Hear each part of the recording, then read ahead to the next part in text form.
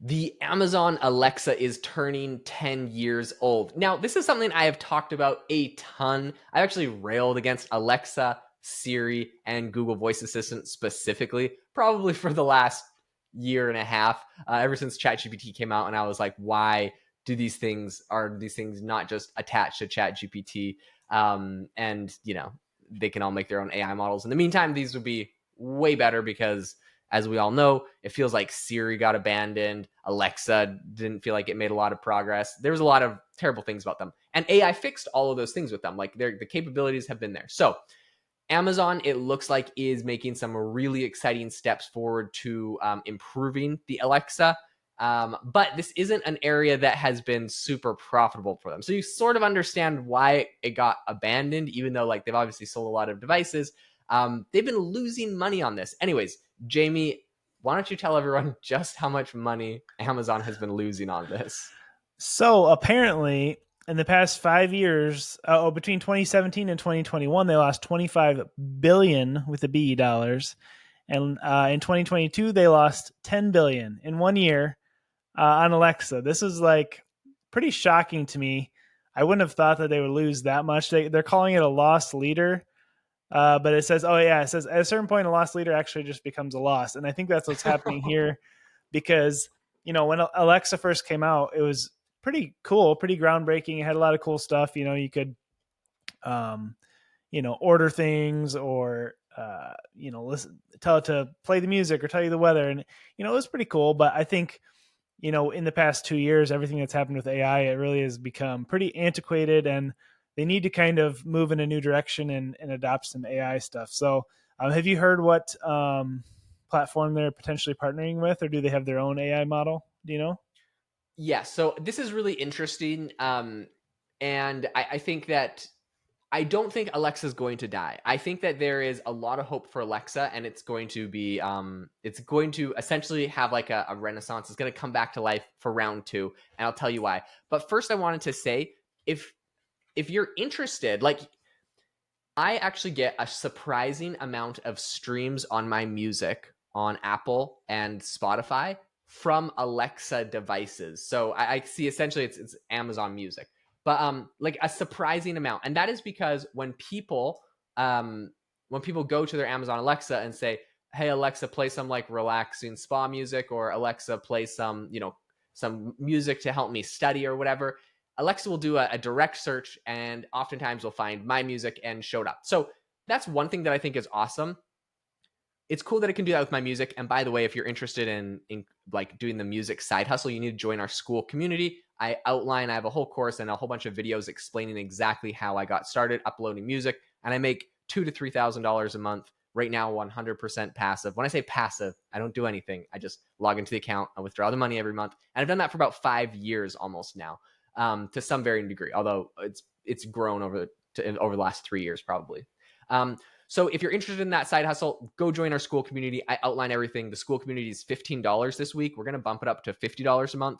But for this week, if you go join it, you get it for $15 a month. We have tons of content that we share in there, but specifically this music idea. Now, the one other thing that's in the Skool community that I think is important for this Alexa is the Alexa is going to pivot from just being sort of a quote unquote Google search, especially with the Google Assistant. And when I say Alexa, I mean Google, Siri, and Amazon Alexa. It's going to pivot from that to being an AI model search. So Siri is going to run either ChatGPT or an Apple model. Google is going to run Google Gemini, and Alexa, Amazon has announced that they have their own AI model that they're going to be using for a lot of things, and I'm assuming this is getting baked into the Alexa. Now, if you want your business to rank, so when someone says, "Hey Alexa, schedule me a dentist appointment for at the best local dentist at like 2 o'clock tomorrow," and it's got AI to actually do that, or more likely, this seems like something that the Apple Intelligence, is kind of dubbing itself as being able to do. If you want your own business to show up when someone says that, you need to know how to rank your business in AI models, which is literally getting the AI model to promote your business. I recently talked to someone that has been doing this for his show, and it was absolutely fascinating. And I outlined exactly how he did this in one of our bonus content over on the Skool community. So go check that out there. But even if you're not over there, like I'm telling you now, people are doing this. This is something you need to pay attention to. You need your business to be able to rank in these AI models, and not just your business, but your own personal brand, your own person. Like they'll promote people and things. And so to me, that's absolutely fascinating. I think there's a ton of alpha there, and that's why I'm so bullish on. I think these things not dying. The other reason I'm like, I think these things aren't going to die is because it feels like they're getting integrated into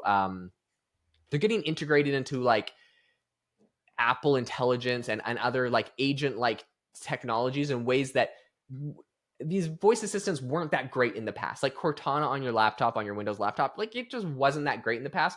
But if they have an actual AI model and more one that's integrating with stuff on your device, I feel like these things are going to get so useful. And that's when they're going to essentially be kind of reborn.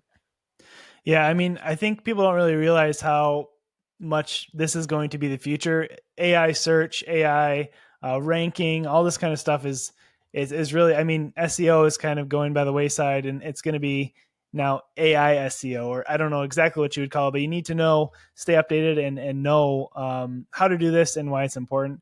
I think you bring up a great point with the music, especially if you're trying to just make money streaming. If you're titling, I'm assuming you're titling your music whatever genre it is. So if it's Mm-hmm. like you've mentioned, relaxing piano music before, I could easily see somebody asking Alexa to play that instead Yeah.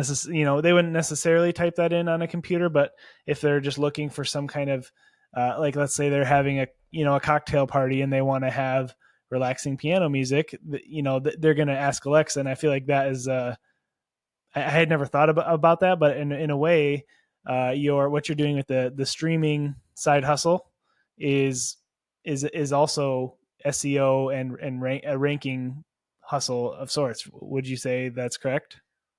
Yeah, 100%. Yeah. Yeah, the music thing, it's all about ranking. It's and I think well, I actually get a lot of streams from Apple Music too, which is just like people searching on their phone because Apple's search algorithms for most of their apps is actually very simple, including podcasts, by the way.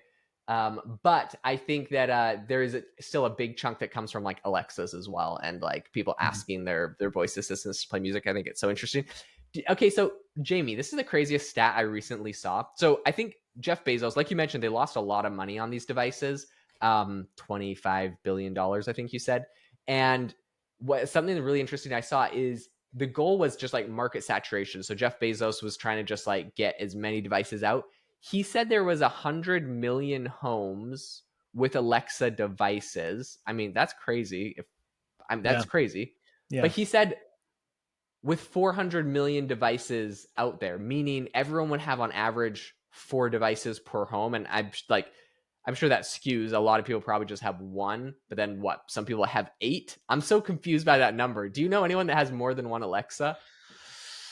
I don't, but I guess my only thought is maybe if they have like if they have a Amazon Fire tablet, maybe that has Alexa on it, or if they have Oh, maybe the Fire Stick, the Fire TV, like maybe if the voice command on that is Alexa, I don't know, but that does seem excessive. yeah, yeah, Although yeah. You're right. They're although probably being my sneaky. my nephews I know used to have the little Echo Dots in their rooms, and they use them kind of like walkie talkies. They could talk to each other with them. So like maybe that's what they're doing. I don't know. That's hilarious. Yeah, sometimes I really wonder about these numbers of these companies. So, for example, the Google Home Mini, they like had a deal where if you got like a family plan on Spotify, which was like $15 a month, you got a free Google Home Mini, which was like $50. And so Okay. I went and got like 10 family plans. So I got 10 Google Home Minis. And like I just gave them away to people for free. I don't even know why I wanted them all. I just like I'm like, this That's is funny. $15 for Google Home Mini. Yeah, I'll get 10 of them. Anyways, I wonder how many like of they Alexa did similar stuff. I wonder how many of these stats are like stupid stuff like that because they really were giving like so many promotions. They're giving so many away. I wonder how many are just like random people got them for free and maybe never used them. I don't know. That's funny. Anyways, I do think that there's obviously a lot of people that do use them. You're right about the Fire tablets. That's probably how they're getting sneaky on their reporting. They definitely include the Fire tablets with that. So that's interesting. Okay, I have to tell you one last thing that I thought was funny on this story from one of the Alexa people when they were first building out this whole when they're building out like this whole like department. because it obviously, I'm just trying to like wrap my brain around how they lost $25 billion a year on it. So apparently they hired 10,000 people to work on the Alexa department over at Amazon. Amazon did. And then they did a study and were like, what exactly are people using their Alexas for? And from that, they found that they used it for, I think, three things. They used it to set timers, change the lights, and play music. Those are like the three main things. And the one of the spokespeople over at Alexa said, I can't. There's like some. I'm trying to remember the direct quote. Oh yeah, he said, "We worried we've hired 10,000 people and we've just built a smart timer." Anyways, so Yeah. I think it's kind of funny. Sometimes they really, I feel like in big tech, you kind of get ahead of yourself, and maybe before you really have product market fit or know what everyone's using your tool for, you invest really heavily in it. And sometimes you need to do that to be the winner. But 10,000 people for a smarter timer Yeah. is pretty impressive numbers. Well, and I think I do think they spend a lot of money on training as well, training on different voices and accents and things like that. Mm-hmm. Because I did a hustle one time. I forget the company was called, but they paid me $50, I think it was, for an hour of me just reading different sentences and things, to use my voice to train Alexa. And I'm guessing the company was getting a pretty good cut too. So Amazon is probably paying out quite a bit of money to to train as well. So yeah, that's a funny point that people just use them for timers and to change their lights, and that's yeah. How did you find that program where they paid you to use your voice to train it? Oh man, it was a while ago now. I'm trying to remember what it was called. Like, I'm sure the program's not there. I just like, for people that are like interested in like how you find a random program online that pays you to do a thing. Like, I don't know. I'm just curious like how you stumbled on that. That's an Yeah, interesting side hustle right there. it was cool. It was it was something I could. It was like a one time deal. I wish it was like a regular gig you could just do over and over, because then it would be pretty good money actually. How much did they pay you for it? It was like, I think it was like $50 for, yeah, it was like, it took me like an hour. Okay, Um yeah, it was pretty good. I'm just trying to see if I can find it in my email, but I can't find it. But anyways, yeah, it was pretty that's good. awesome. That's so funny. Um, well, overall, I think that this is obviously a super big area that has a lot of room to grow. We're gonna see these AI voice assistants take on a whole new life, especially when Apple comes out with Apple Intelligence and really rolls that out with Siri and a lot of their features, which they said they've now delayed till next year, which kind of annoys me. Some of the exciting features where it like takes over your phone and actually does things. That's okay. It's going to be exciting when it comes.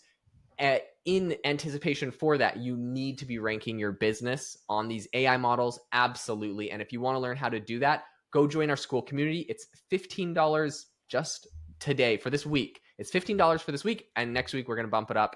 And we're going to keep increasing the price till it's $50 a month and maybe eventually $100.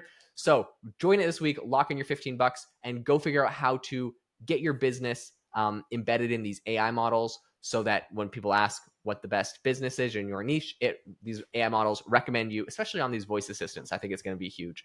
Thank you so much for listening to the podcast today. I hope you all have an amazing rest of your day. If you enjoyed the episode, Jamie and I would be so grateful if you could leave us a review. We seriously really, really do appreciate the reviews. We appreciate you all listening, and we hope that you all have an amazing rest of your day.